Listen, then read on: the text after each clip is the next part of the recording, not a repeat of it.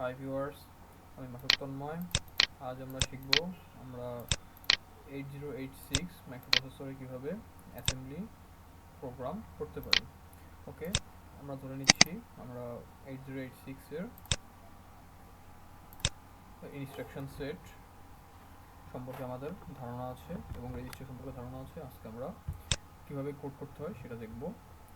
ওকে, assembly language 8086 এ code করার জন্য ফার্স্টে আমরা লিখে ফেলবো ডট মডেল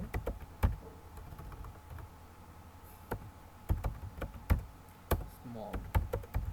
ওকে, স্মল এখানে আমরা ইউজ করতে পারি small, large or huge. Small means আমরা একটা ডাটা সেগমেন্ট ইউজ করব, আমাদের কোডটা অনেক সিম্পল হবে। লার্জ আমরা দুইটা ডাটা সেগমেন্ট ইউজ করব, অ্যান্ড হিউজ মিনস আমরা অনেকগুলো ডাটা সেগমেন্ট ইউজ করব। আমাদের বড় বড় প্রোগ্রাম করার জন্য আমরা অবশ্যই হিউজ ইউজ করব। তারপর আমরা ডিফাইন করে দেব স্ট্যাক এসটিএ।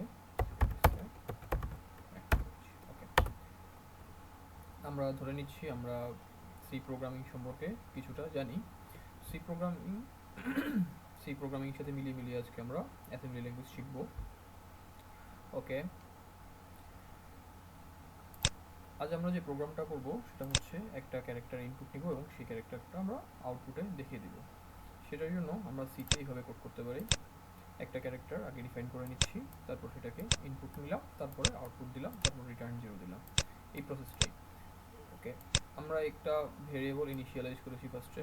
এই ভেরিয়েবল ইনিশিয়ালাইজের জায়গাটা হচ্ছে ডাটা সেগমেন্ট। আমরা ডাটা সেগমেন্টে ভেরিয়েবল ইনিশিয়ালাইজ করব, যেমন এ। ওকে, আমরা ডিফাইন বাই, যেখানে আমরা ইন্টিজার ইউজ করেছিলাম, এটা হচ্ছে একটা keyword.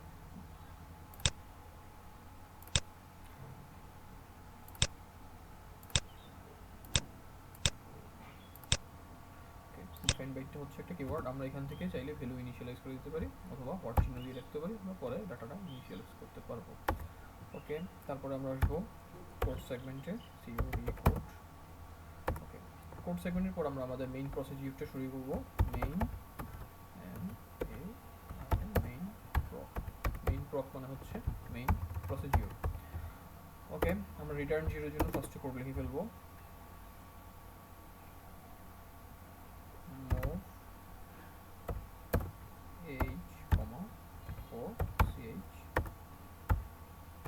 interrupt 21h main e and p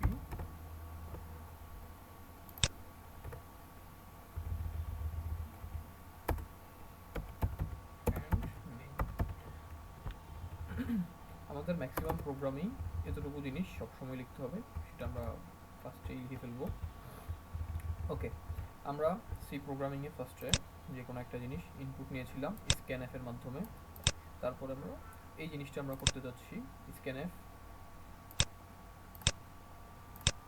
okay, scanf এর জন্য আমরা যে কোনো একটা জিনিস 8086 সে ইনপুট নেওয়ার জন্য লিখব move h, 1, that means say input command interrupt 21h input দেওয়া পর্যন্ত সে অপেক্ষা করবে। It is not integer, it is interrupt. Okay, automatically 8086 ভ্যালুটা AL রেজিস্টারে নিয়ে নেয়। আমরা AL রেজিস্টার থেকে ভ্যালুটাকে মুভ করে BL রেজিস্টারে নিয়ে যেতে যাচ্ছি। Move destination, source.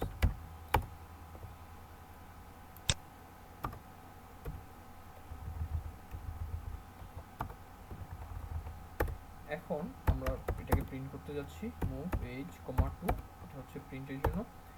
এই কমান্ডটা পেলে আমাদের DL রেজিস্টার, খেয়াল করুন, DL রেজিস্টারে যেই ভ্যালু আছে সেই ভ্যালুটাই সে প্রিন্ট করে দিবে।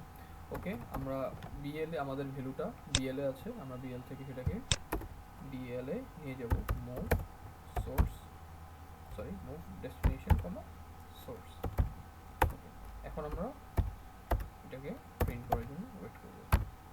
এখন যদি আমরা সেটাকে রান করি তাহলে দেখতে পাবো আমাদের ডস স্ক্রিন ফার্স্ট একটা ইনপুট চাইবে, ইনপুটে দেওয়ার পর সেই ইনপুটটাই সে প্রিন্ট করে দিবে।